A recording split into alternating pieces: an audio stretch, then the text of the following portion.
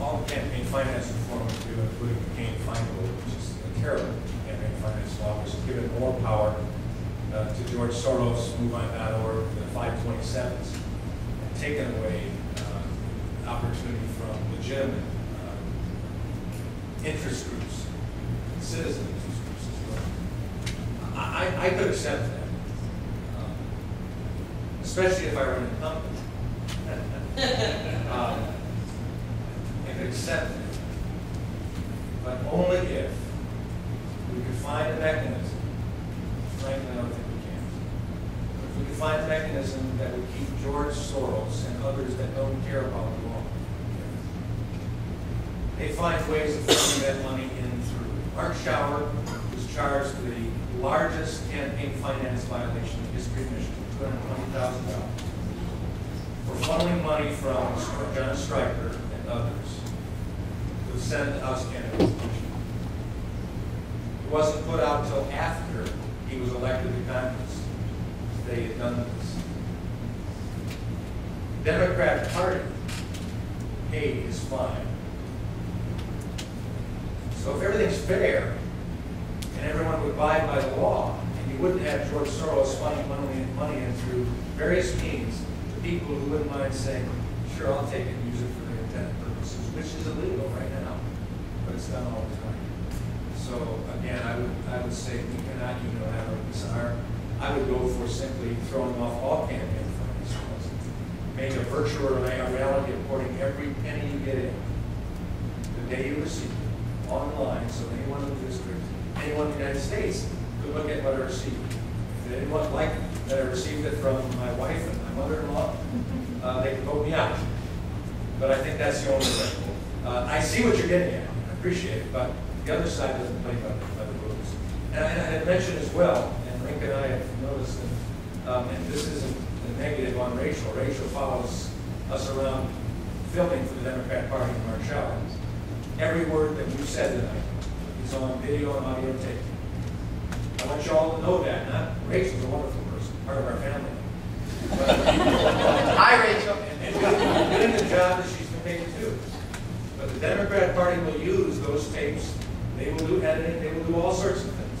And you'll hear things that I said, or Brian said, or Marvin said, or I hope Rick said, as well, that may not be what you heard here. We're talking about a war out there. It's a war. Not unlike the revolution that made this country what it is. We can do it at the ballot box, but it's not a fair play, even though we're fair to play for it. All right, thanks, Stu. And as I always say, is the lobbyist the problem, or the politician who takes it and then moves his decision because of that? I mean, you're never going to get rid of it. I like that idea too. I've advocated for it, but it's war. It is war. Unfortunately, both sides look at it that way. It's not just one-sided, and it's the lobbyists. It's the people who take it and then do their vote on it for that because of the money they get. Joel? I'm not usually one to stand up and carry water to politicians, and certainly I respect what you just said, sir. But I'll tell you guys, each and every one of you, if you want to take away power from politicians, you want to take away power from lobbyists, let me tell you how you get money out of the system. Each and every one of us gets up, stands up, and starts putting shoe leather on tape and starts campaigning for these people. Quit sitting in your living rooms, watching TV and being entertained by the Roman Coliseum being piped into your home through the TV, and get out there and take part in the republic. You don't want to lose it? You start fighting for it. You got my vote here. Yeah.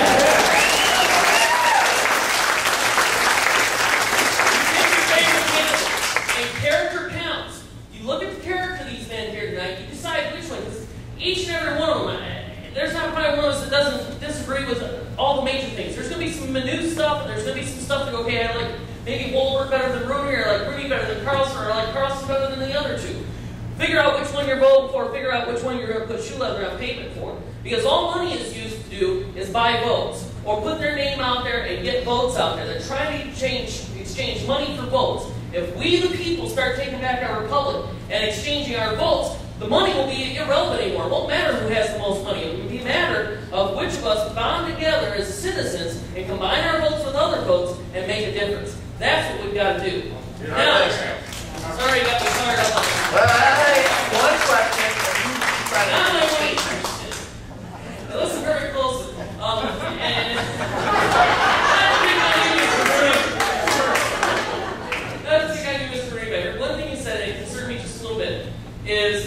we were talking about the estate tax, and you said at least create a carve-out for the family farm, and at least save the family farm.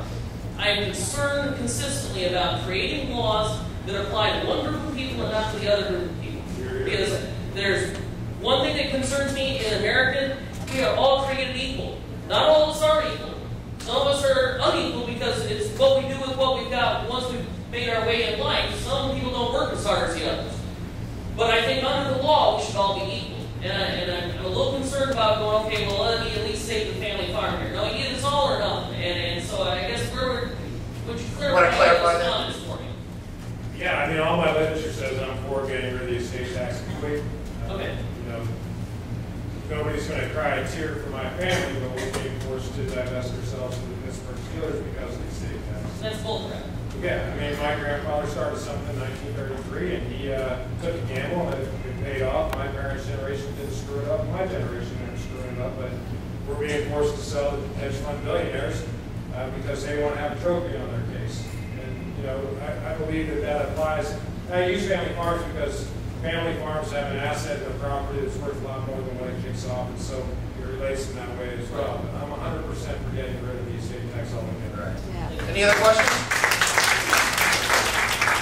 All right, you're back there. Mike? Okay, I'm not going to get as flowery as Joel, but I appreciate you were able to show up and show courage and not be a bunch of SEIU thugs standing around behind you. Good for you. Two-part question. What would your individual views be relating to repeal the 17th Amendment and also state nullification? Tim?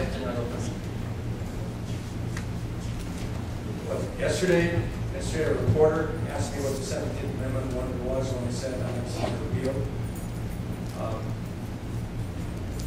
Those of you who know the Constitution, I'm sure in this room, a lot of you pull the Constitution out of your pockets. I don't need to memorize. Joel, I believe that of you. And I believe that you could speak it out and we could all hear it in the room and down the street. The 17th Amendment, I think, took away a great amount of protection for the states, their sovereignty. Remember, states don't have rights. States have powers. And the power flows from the states to the federal government. The 17th Amendment said that the U.S. senators would be elected by the legislatures of each state. That gave punch. The People's House, which the House of Representatives had, that's elected by a representative, by a district that one member will represent in Congress, the People's House, 435 votes.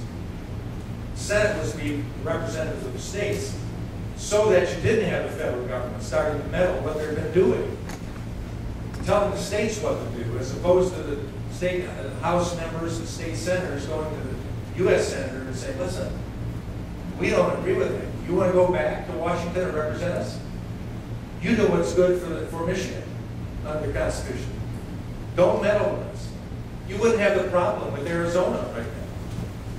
Being told by our Attorney General, we're suing you for expressing your sovereignty and doing what we should be doing. So the 17th Amendment, absolutely. I would work, and I've said that I would work and sign. I would say that I already have, but I forget whether I signed on as co-sponsor when I was there last time, to repeal the 17th Amendment, or return to what it was originally intended by our founders.